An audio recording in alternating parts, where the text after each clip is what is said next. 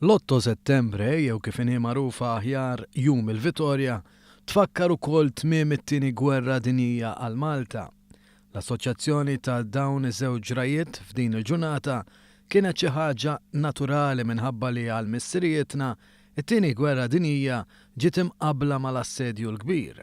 F'din il-ġurnata kienet xterdet l-aħbar li n-Navy Taljana ċediet, aħbar li kienet ħabbret ukoll mill-Gvern Ingliż permezz ta' rediffusion.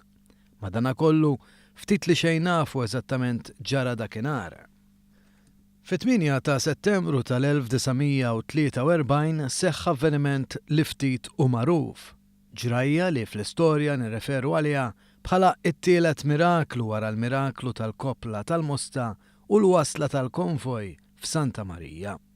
F'din il-ġurnata, il-poplu tal-Isla ddeċieda li jġib lura l-istatwa tal-parroċċa minn fejn kienet moħbija. Dakinhar kien seħħ pellegrinaġġ b'mod formali iżda mhux biss. Spjegalna aktar dwar dan l-istoriku Simon Cousins.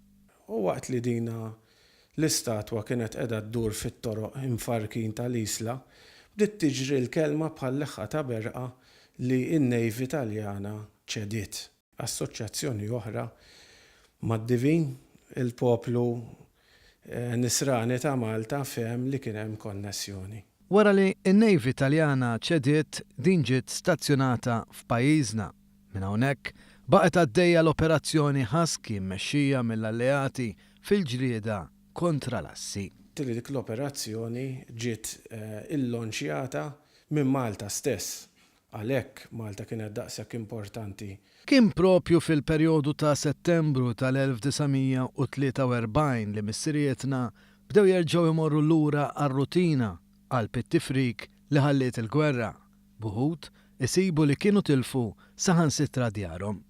Madankollu dan ma qatax qalb il-Maltin fis-semm li baqa' għaddej fil-ġlieda kontra l-għadu.